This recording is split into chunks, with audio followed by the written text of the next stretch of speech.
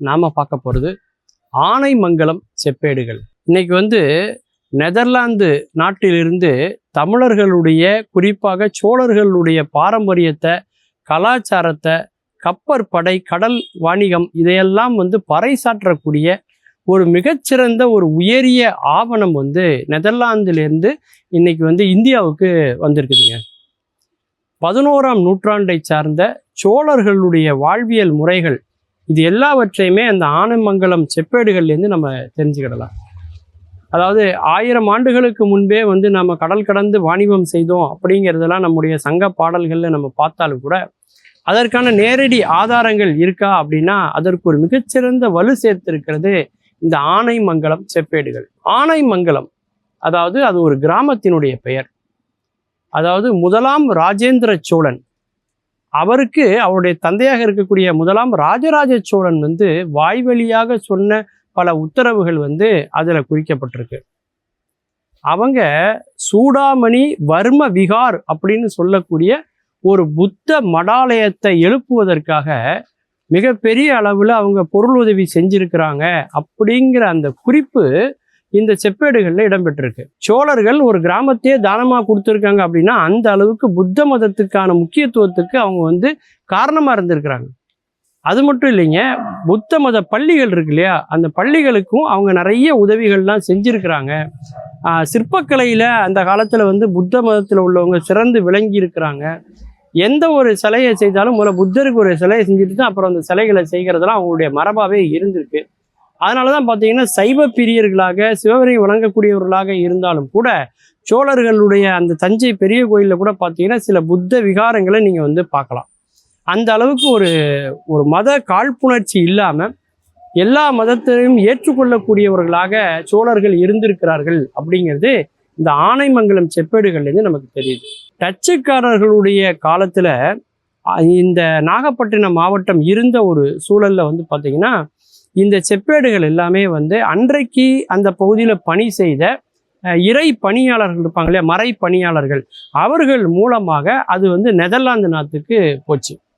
அந்த நெதர்லாந்து நாட்டில் பார்த்தீங்கன்னா லேடன் என்று சொல்லக்கூடிய ஒரு பல்கலைக்கழகத்தில் இதை பத்திரமாக பாதுகாத்து வச்சிருந்தாங்க. அந்த லேடன் பல்கலைக்கழகத்திலேருந்து இன்றைக்கு பாரத பிரதமருடைய பெரும் முயற்சியினால் அது இந்தியாவுக்கு கொண்டு வரப்பட்டிருக்கு. இதில் பார்த்தீங்கன்னா 21 பெரிய செப்பேடுகள் இருக்குது, 3 சிறிய செப்பேடுகள் இருக்குது. இந்த செப்பேடுகளில் உள்ள சிறப்பு என்ன அப்படின்னா, மன்னர்கள் தங்களுடைய நாட்டில் நடந்த போர், வீரம், வெற்றி, கொடை, சிறப்பு இது எல்லாத்தையுமே பார்த்தீங்கன்னா ஓலைச்சுவடிகளில் எழுதி வைப்பாங்க, பனை ஓலைகளில் எழுதுவாங்க. ஏன்னா அதில் தான் நீல வாக்கில் எழுதி கொண்டே போக முடியும். அப்படி எழுதுகிற போது அந்த பனை ஓலையினுடைய ஆயுள் என்பது ஒரு குறிப்பிட்ட எல்லை வரைக்கும் தான், நாள் வரைக்கும் தான் பனை ஓலைகள் பாதுகாக்க முடியும். அது எளிதில் அழியக்கூடிய தன்மை உடையது. அப்போ அழியாமல் இருக்கிறதுக்கு என்ன பண்ணணும் அப்படின்னா செப்பு தகடுகளில் இந்த செய்திகளை எல்லாம் அவங்க பதிச்சு வச்சாங்க.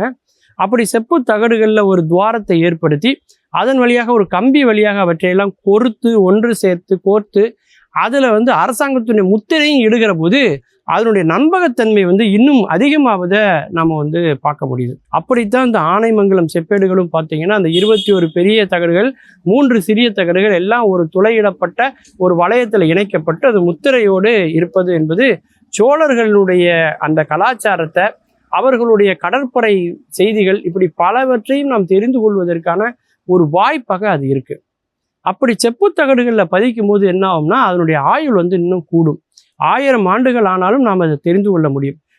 பொதுவாகவே சோழர்களுடைய செப்பேடுகளில் பார்த்தீங்கன்னா தமிழ் செப்பேடுகள்னு ஒரு பிரிவு இருக்குது.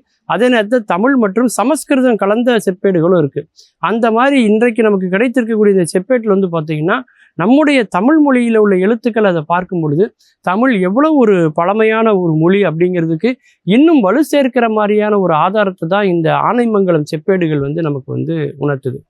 மீண்டும் பல புதிய தகவல்களோடு அதில் அறியப்படாத பக்கங்களோடு உங்களை சந்திக்கிறேன். நன்றி, வணக்கம்.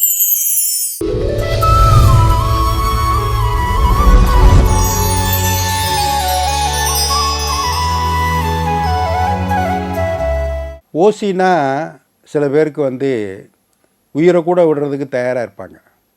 ஏன்னா அவங்களுக்கு அந்த பணத்தை பாதுகாத்து வைக்கிறதுக்கு ஏதாவது, பணம் எதுக்கு சம்பாதிக்கிறோம், நல்லபடியாக வாழணும், எதிர்காலத்தில் நல்லா செலவழித்து வசதியாக வாழணும், அதுக்காகத்தானே பணம் சம்பாதிக்கிறோம்.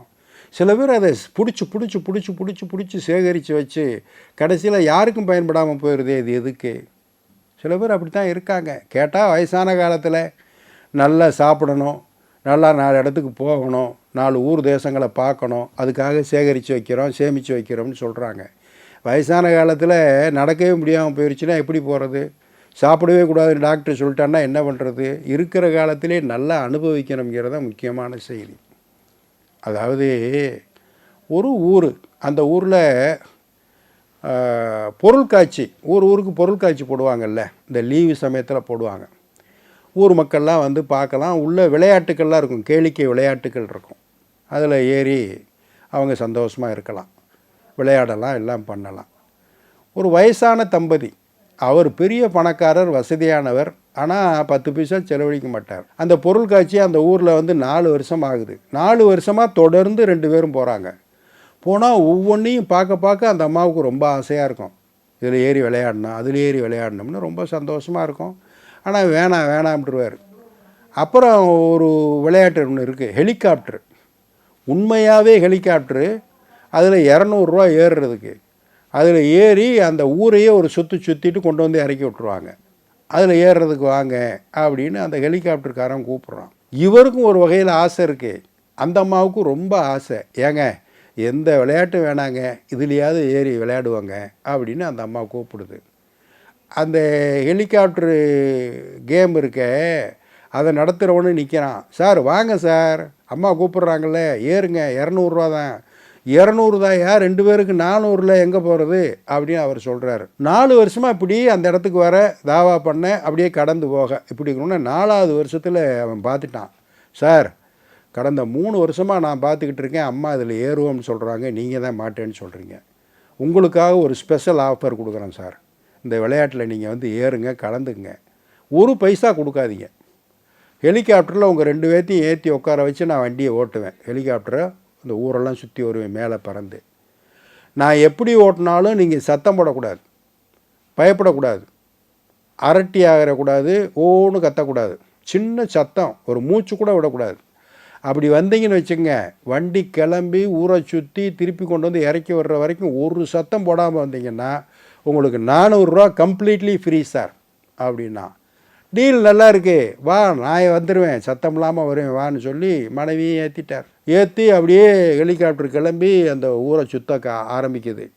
இந்த ஹெலிகாப்டர் ஓட்டுறவர் எப்படியாவது இவர்கிட்டருந்து ஒரு சத்தத்தை வரவழைச்சோம்னா 400 ரூபாயை கறந்துடலாம்னு வண்டியை அங்கிட்டு இங்கிட்ட அலட்டி ஓட்டி பார்க்குறாரு. ஒரு சத்தம் வரலை.